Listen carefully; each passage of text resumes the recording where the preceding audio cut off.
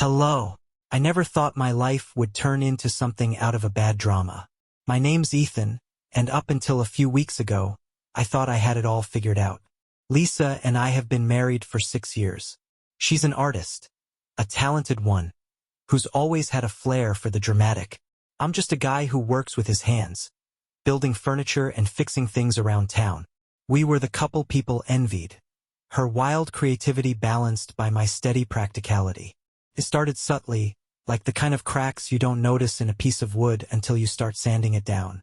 Lisa began taking more trips to the city for her art shows. At first, I was proud of her.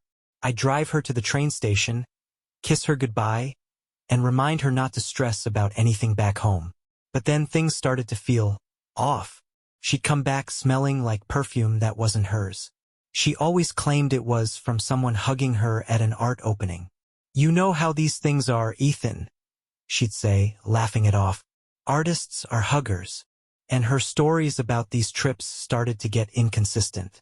One week she was meeting a curator, the next it was a gallery owner. She'd bring back gifts, expensive ones, far beyond what her modest earnings could afford. A designer watch for me even though I rarely wore one. New shoes for herself. A fancy bottle of wine from a collector. I wanted to believe her. I told myself I was overthinking. She was my wife after all. But then, 3 weeks ago, I found something that made my stomach drop. She'd left her laptop open on the kitchen counter while I was fixing the sink. It was an email chain between her and some guy named Simon. He wasn't a curator or a gallery owner. He was her art dealer, and more than that, he was the one funding her trips. The tone of the messages wasn't professional. It wasn't even casual. It was intimate.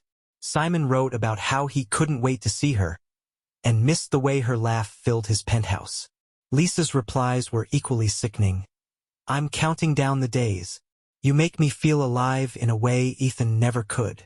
I just stood there, staring at the screen, my chest tightening like a vice.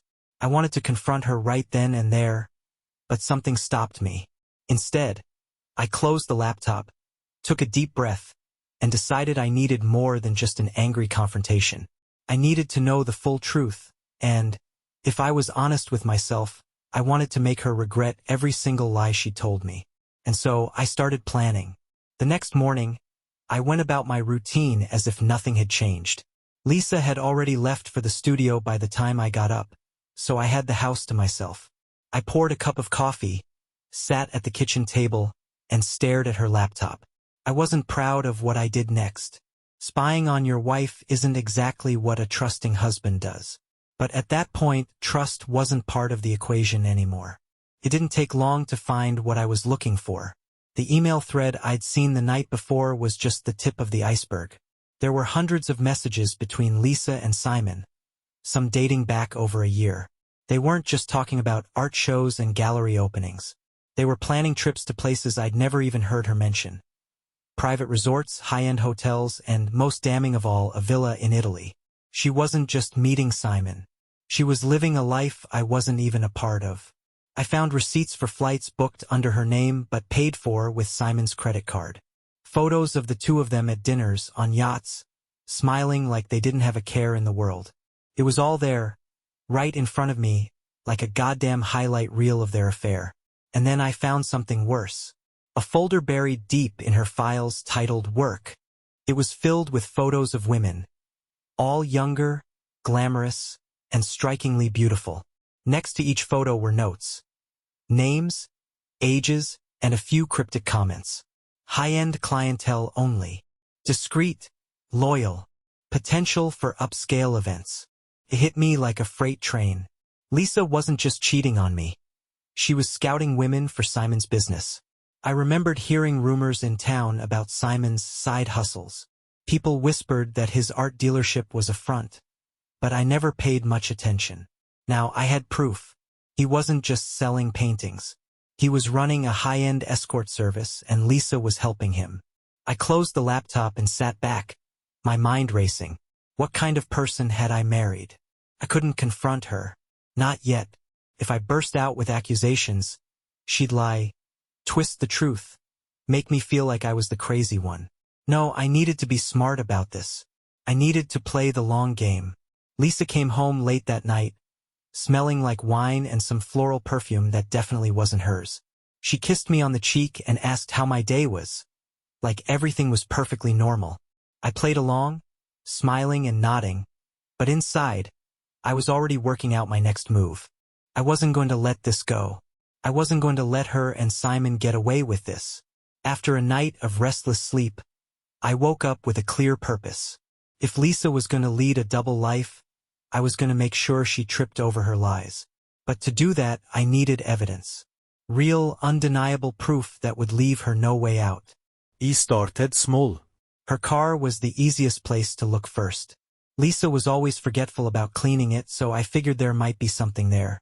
Sure enough, tucked under the passenger seat, I found a folded-up itinerary for a weekend in New York. The hotel listed was the Carlyle, one of those obscenely expensive places you only see in movies. The dates matched one of her art shows. Next, I turned my attention to her phone. She'd always been protective of it, setting it face down on the table or carrying it around the house. But she wasn't careful enough. While she was in the shower, I took my chance. Her passcode was the same one she used for everything, our wedding anniversary. Her text history was a goldmine. There were dozens of messages between her and Simon, but what struck me most were the ones about the women in the folder. Did you see the photos I sent? She's perfect for the St. Moritz client. Make sure she knows the terms before next weekend. Reading them made my stomach churn. It wasn't just that Lisa was cheating. It was the casual way she talked about these women like they were merchandise. I felt sick, but I didn't stop. Then I hit the jackpot, her calendar app. It wasn't just art shows and gallery appointments. There were business dinners and client consultations, some of them at Simon's penthouse. One stood out. A private auction scheduled for 2 weeks from now. That was it. That was my way in. I needed to know what this private auction was. The next day, while Lisa was out, I installed a tracking app on her phone. It was surprisingly easy. All I needed was 10 minutes alone with it. The app gave me access to her location, texts, and call logs in real time. I felt like a sleazebag doing it, but I kept telling myself it was for the greater good. The first few days didn't reveal much. She went to her studio, had coffee with friends, and came home like nothing was wrong. But then, one afternoon, the tracker showed her heading downtown to a high-rise I'd never heard her mention before. The building was a fortress, sleek, modern, with security guards posted at the entrance. I parked across the street and watched as Lisa walked inside. She was dressed to the nines, wearing a black dress I'd never seen before and heels that looked painful but expensive. I waited for over an hour, my heart pounding, until she came back out. This time, she wasn't alone. Simon was with her. They laughed as they walked to his car, her hand resting on his arm like they were the king and queen of the world. I took out my phone and snapped a photo. It wasn't much, but it was a start. I followed them to a rooftop bar a few blocks away. They sat at a secluded table, leaning in close, their heads almost touching. I stayed just long enough to snap a few more photos before leaving.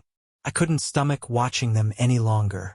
That night, as Lisa slept beside me, I went through everything I'd gathered. The photos, the messages, the receipts. I didn't just want to catch her. I wanted to destroy the world she and Simon had built. I thought about the private auction on her calendar. If Simon was running his escort business there, it would be the perfect place to expose him and her. But I couldn't do it alone. I needed help. Someone who could handle the legal fallout and ensure this didn't blow back on me. First thing in the morning, I called a lawyer. The lawyer I contacted was recommended by a friend, a real bulldog when it came to cases involving fraud and betrayal. His name was Andrew, and after explaining the basics of my situation, he agreed to meet the same day. Andrew's office was a sharp contrast to my mood, modern, clean, and calm. He listened carefully as I laid out the details. The affair, the escort service, the auction. I handed over the photos, emails, and receipts, feeling like a client turning in evidence on some crime show. When I finished, Andrew leaned back in his chair, tapping a pen against his desk. "You've got a solid start," he said. "But if you want this to stick, we're going to need more than photos and emails. We need to catch them in the act, something that ties your wife and this Simon guy directly to illegal activity. I nodded, even though the thought of doing more made my stomach churn. Andrew outlined a plan. We'd document Lisa's involvement with Simon's operation, using the auction as the centerpiece. He had connections to a private investigator who could help gather the evidence. But you need to be ready, he warned. Once this starts rolling, there's no going back. I left his office with a mix of dread and determination. I didn't want my life to come to this, but Lisa and Simon had forced my hand. The private investigator, a sharp woman named Valerie, called me later that afternoon. Her no-nonsense tone made it clear she'd done this kind of thing 100 times before. I'll dig into Simon's background, she said. If he's running an escort ring, there'll be a trail. Financial transactions, client lists, something we can use to bring him down. She also suggested I plant a voice recorder in Lisa's belongings to capture conversations. I hesitated for a moment. Invading her privacy like that felt wrong. But then I thought about all the lies, all the deceit. She'd forfeited her right to privacy the moment she betrayed me. That night, while Lisa was in the shower, I slipped the recorder into the lining of her handbag. My hands trembled as I did it, but I reminded myself why I was doing this.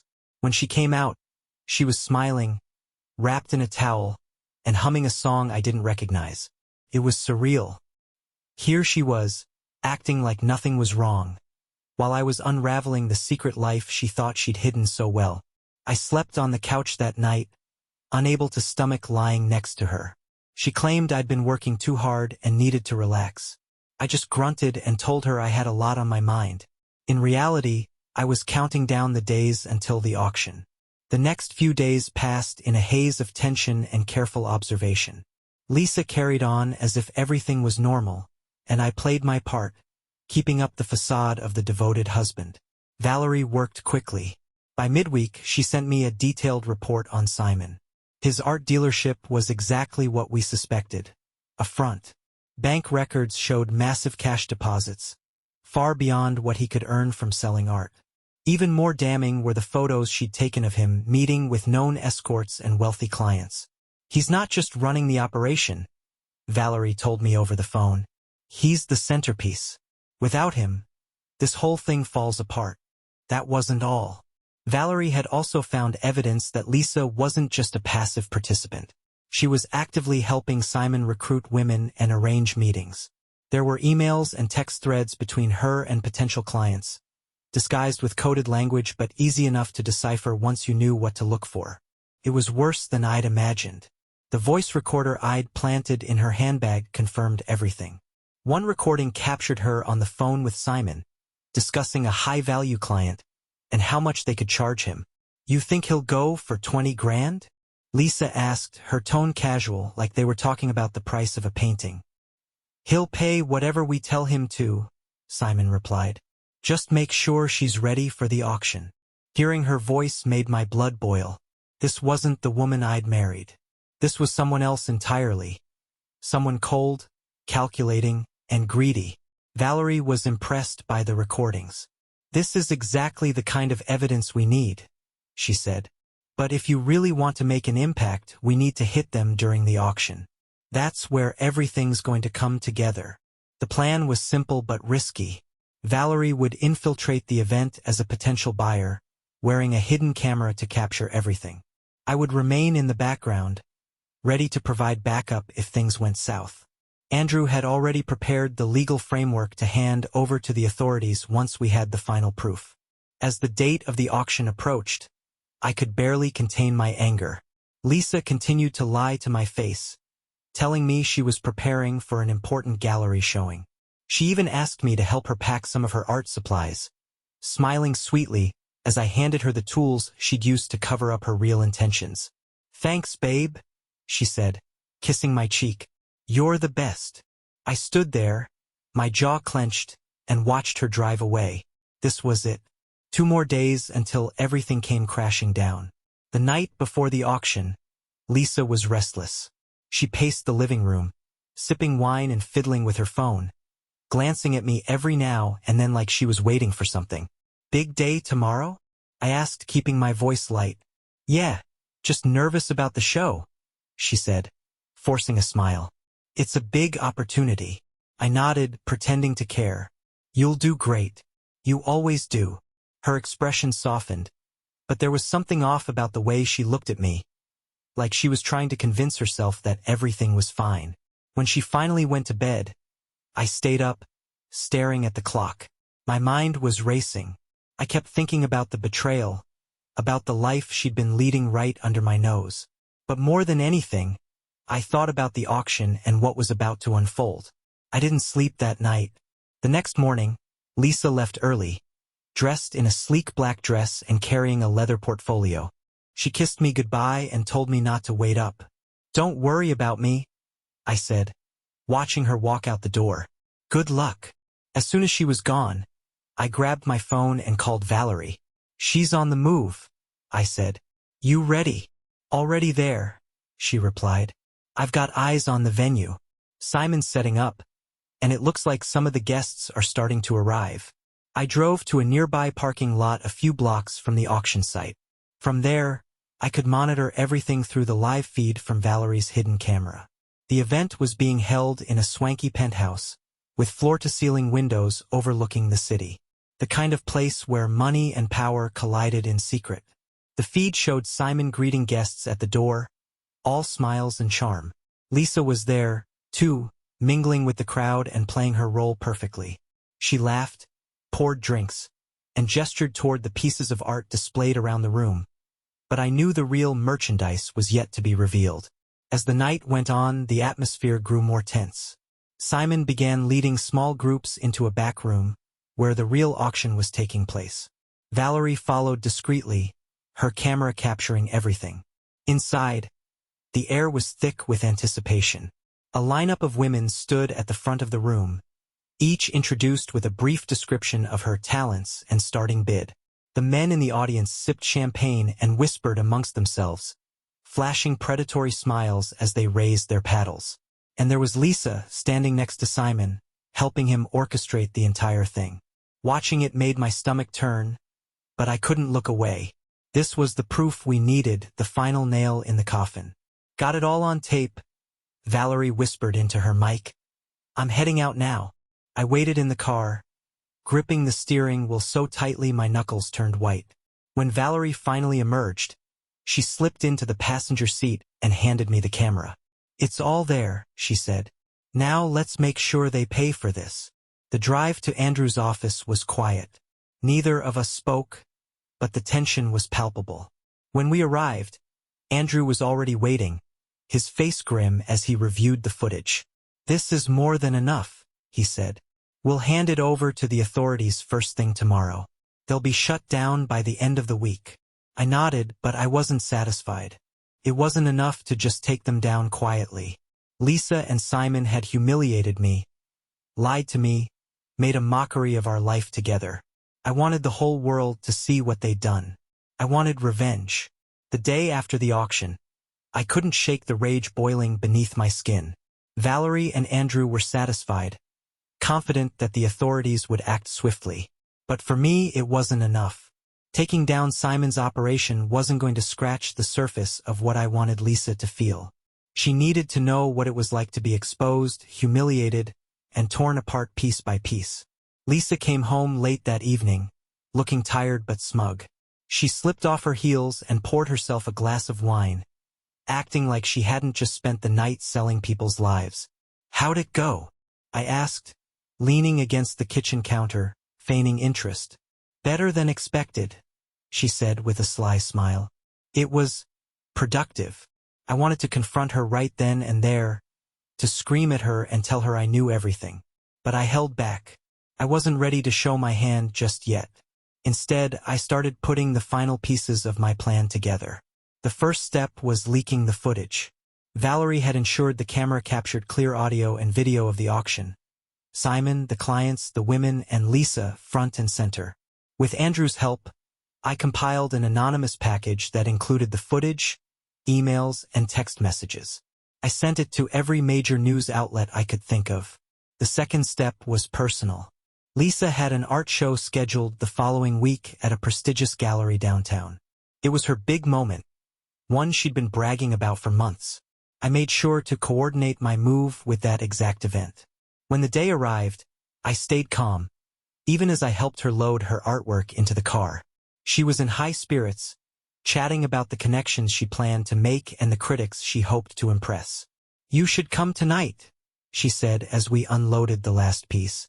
"It'd mean a lot to me." "Oh, I'll be there," I said, smiling just enough to hide my true intentions. That evening, I arrived at the gallery early. The place was packed, filled with art lovers, critics, and potential buyers. Lisa was glowing, holding court in the center of the room, basking in the attention. I slipped unnoticed into the small AV room in the back, where the gallery's projector was set up. Earlier that week, I'd paid a hefty bribe to the technician to let me preview Lisa's show. What he didn't know was that I'd replaced the gallery's opening slideshow with something far more damning. At precisely 8 p.m., the lights dimmed, and the crowd turned their attention to the projector screen. Lisa was mid-conversation, her wine glass raised, when the first frame appeared. It wasn't her art. It was footage of the auction.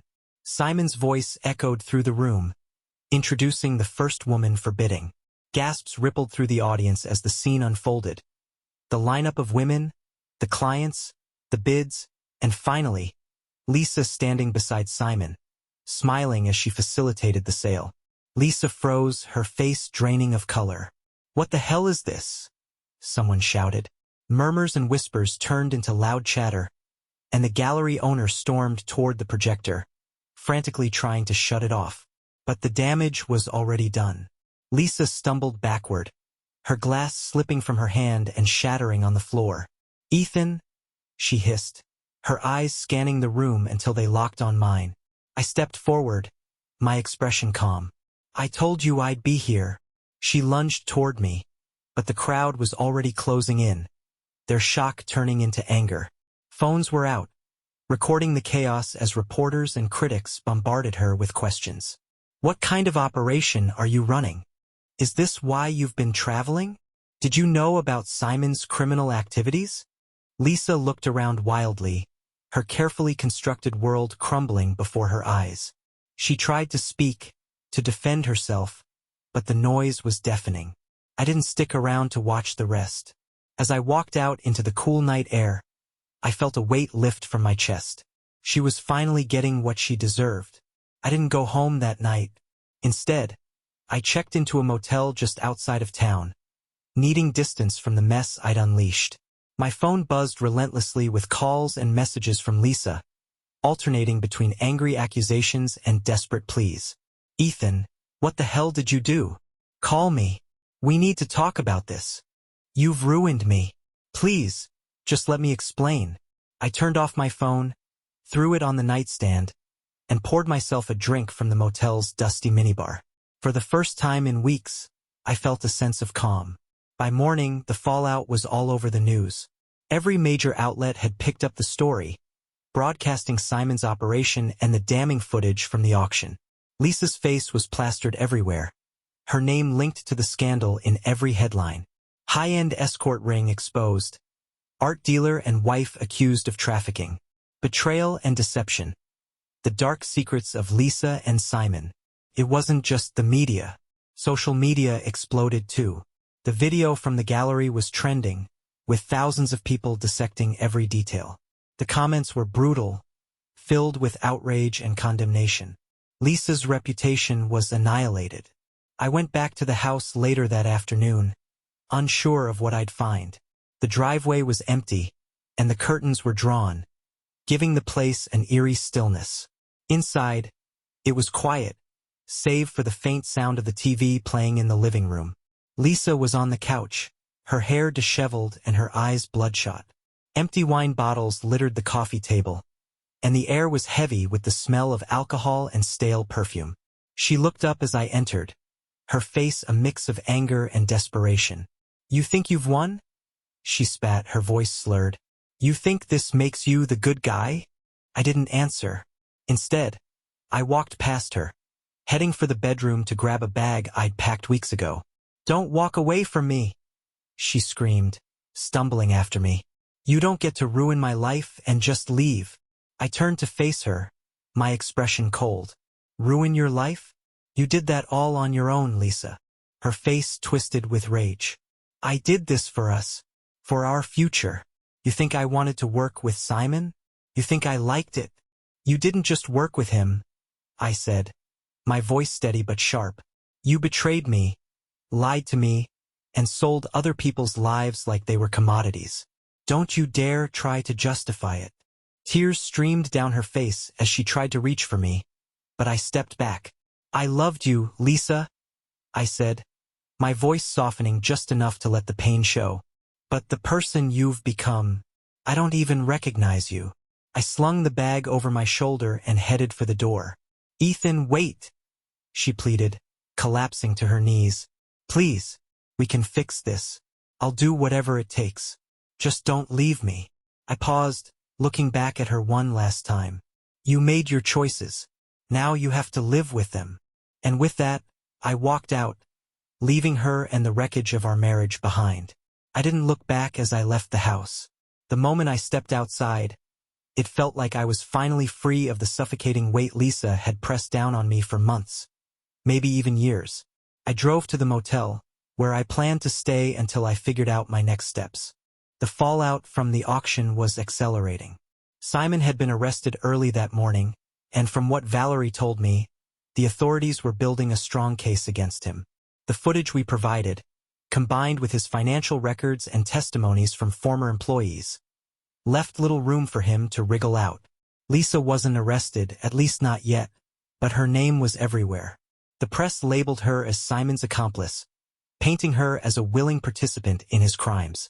Her social media accounts had been flooded with hate, and even her closest friends were distancing themselves. It was brutal.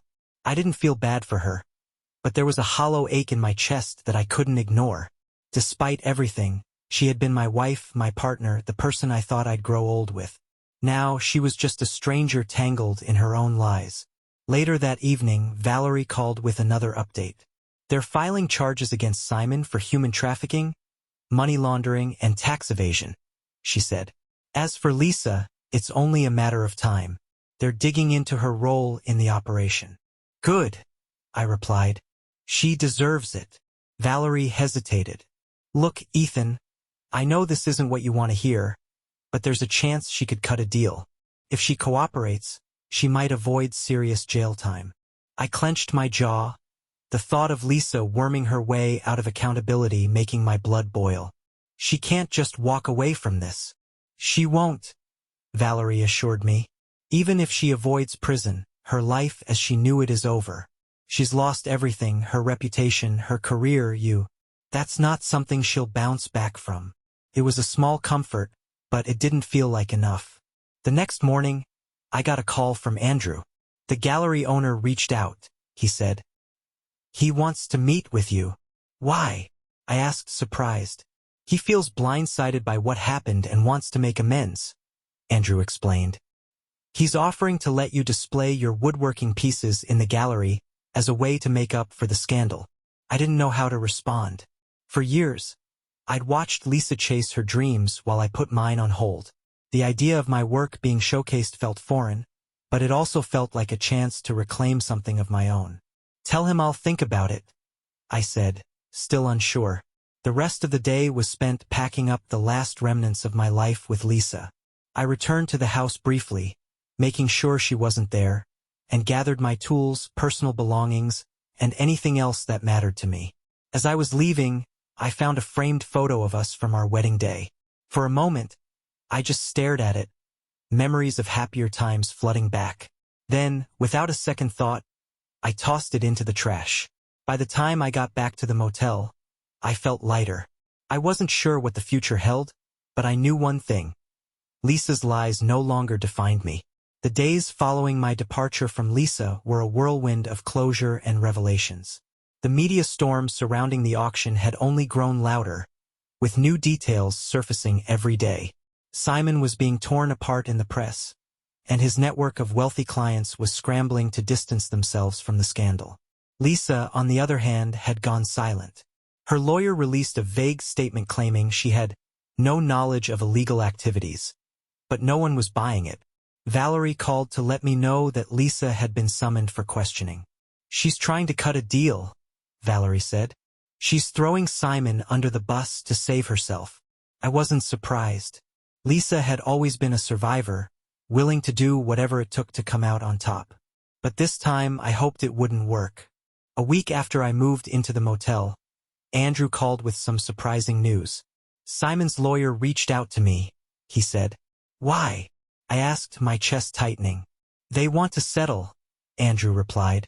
Apparently, Simon's more worried about protecting what little he has left than dragging this out. They're offering you a hefty sum in exchange for keeping your involvement in the investigation confidential. Took me a moment to process what he was saying. They're trying to pay me off? Pretty much, Andrew said. But here's the thing. You're in the driver's seat. If you accept, you walk away with enough money to start fresh. If you don't, you can keep pushing for a public trial and let the authorities handle the rest. I didn't answer right away. Part of me wanted to see Simon and Lisa dragged through the mud, their reputations ruined forever. But another part of me was exhausted, ready to move on and leave the mess behind. Let me think about it, I said finally.